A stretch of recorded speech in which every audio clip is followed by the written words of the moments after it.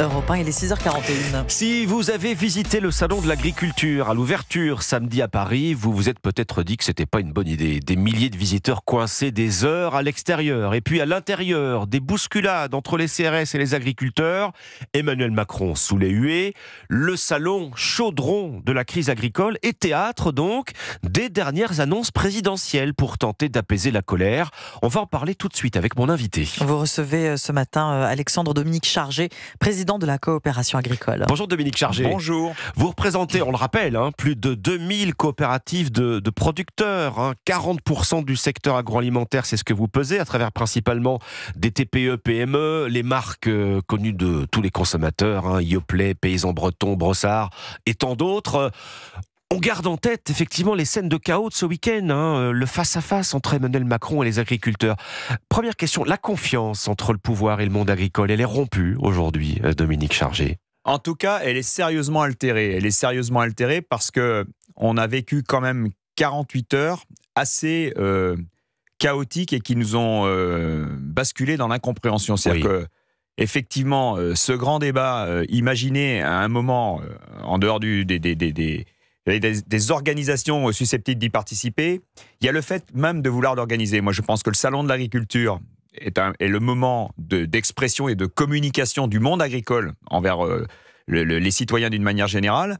Et vouloir organiser ce grand débat à ce moment-là, et en pleine crise agricole, ne nous semblait ni le moment ni le lieu. Ça ne nous semblait pas très opportun. Vous êtes au salon, Dominique Chargé. Vous l'avez rencontré, le président de la République? J'ai pu avoir un échange assez bref. Je lui ai dit ça. Je lui ai dit qu'effectivement, c'était sans doute pas le lieu ni le moment. Ça ne veut pas dire qu'il fallait pas avoir ce type de débat, mais que ça nous semblait être ni le lieu ni le moment et qu'il fallait laisser ce temps de salon être un échange et un moment de communication pour le monde agricole. Voilà, donc effectivement, ça a été la plus grande confusion et puis ça entraîne probablement aussi un certain nombre, dans les échanges, un certain nombre d'annonces sur lesquelles, effectivement, il faut après comprendre ce que cela veut dire. Alors, les annonces, justement, on l'évoquait il y a un instant avec Dimitri Pavlenko, les prix planchers, pour garantir un revenu minimum aux agriculteurs. Annonce d'autant plus surprenante qu'il y a encore un mois à peine, le ministre de l'Agriculture, Marc Fesneau, disait publiquement son opposition à cette idée. C'est quelque chose que vous attendiez, les prix planchers, un prix minimum pour les producteurs Non, mais on sait que cette idée tourne depuis un petit moment comme étant une idée, l'idée lumineuse et qui pourrait résoudre la crise. Pas pour vous. En tout cas, ça paraît séduisant sur le papier. Je crois que ça vient d'être expliqué par Dimitri Pavlenko. Ça n'est absolument pas quelque chose aujourd'hui qui nous semble être possible de mettre en place. En tout cas, nous n'avons pas les conditions pour le faire. C'est ça, comment on le fait concrètement? Parce que ça existait dans le passé. Dans le passé, on a eu une agriculture à l'échelle européenne qui était complètement régulée et encadrée, avec des prix justement qu'on appelait des prix indicatifs, mais peu importe le terme qu'on emploie, en tout cas des prix que l'Europe garantissait par des mécanismes de régulation.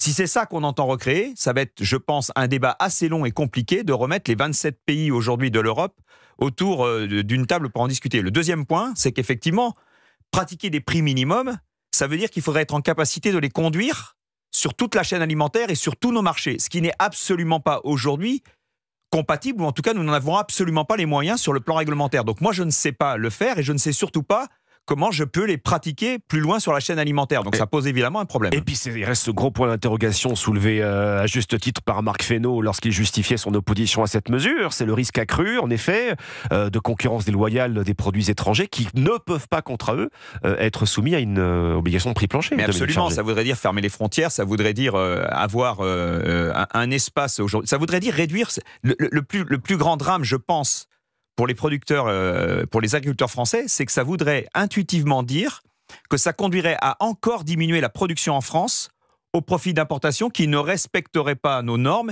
et qui seraient pour le coup plus compétitifs pour certains marchés que nous ne pourrions pas couvrir parce que nos produits ne seraient pas au niveau où les consommateurs les attendent. C'est ce qui se passe aujourd'hui et je ne pense pas que ce soit la solution. En revanche, je pense qu'il faut que nous travaillions sur des solutions qui tournent autour de la restauration de la souveraineté alimentaire et donc en ça passant fait partie de vos 50 propositions que vous portez à la coopération agricole. Voilà, nous avons 50 propositions qui tournent autour de l'objectif de restaurer la souveraineté alimentaire en bâtissant, en travaillant sur la compétitivité de notre secteur, à la fois sur la production agricole, pour nos coopératives, mais également sur des mesures qui permettraient quand même à un moment, d'avoir une exception quelque part pour l'alimentation en France et qui permettrait aussi de protéger la valeur. Parce que c'est avec aussi un observatoire, vous voudriez mettre en place un observatoire. On a effectivement aujourd'hui un problème, c'est celui d'avoir le respect justement de la sanctuarisation de la valeur de la matière première agricole, notamment sur les MDD. Donc on aimerait avoir un observatoire des MDD parce que cette année, particulièrement dans les négociations que nous venons de terminer, nous avons eu énormément de menaces et même quelques mises à exécution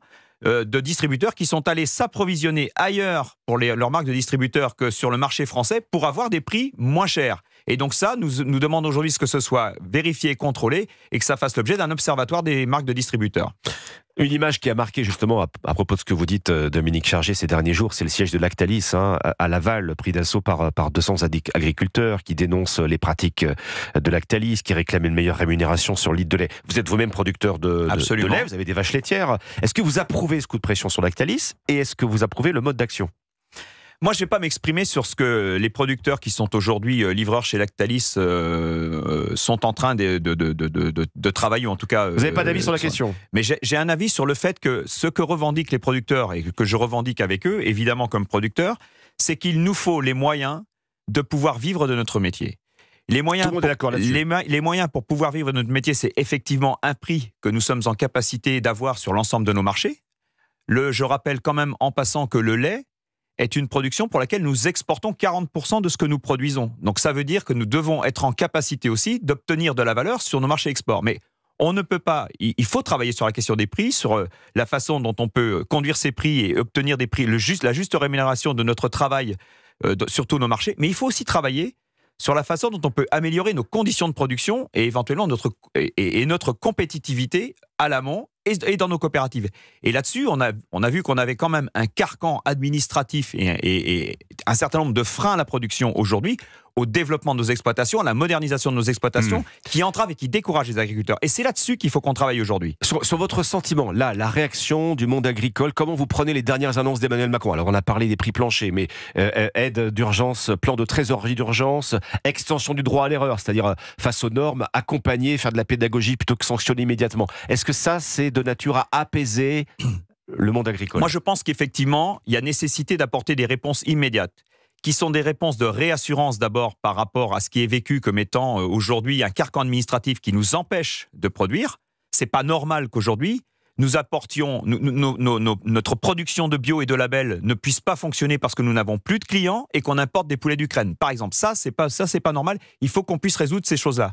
Il faut qu'on desserre l'étau administratif, les contraintes. Il faut qu'on adoucisse ou en tout cas qu'on aménage la façon dont on fait les contrôles pour redonner redonner de la confiance et de la considération aux agriculteurs. Mais en dehors de ça, il faut effectivement qu'on travaille derrière sur des mesures de plus long terme qui vont donner un cap et une vision à l'agriculture, qui vont donner de la visibilité aux agriculteurs. C'est ça qui leur manque aujourd'hui. Il manque effectivement pour certaines filières de trésorerie parce qu'il y a un contexte qui s'est complètement inversé. Il y a des mesures d'accompagnement de trésorerie qui vont être travaillées. Ça, c'est nécessaire. Mais on ne peut pas fonctionner qu'avec ce type de mesures d'urgence. Il va falloir travailler sur un projet à plus long terme. Le président nous a donné rendez-vous dans 3 semaines. Nous y serons et nous ferons nos propositions. Et vous allez rester vigilant, on l'a bien compris. Merci Dominique Chargé, président de la coopération agricole sur Europe 1.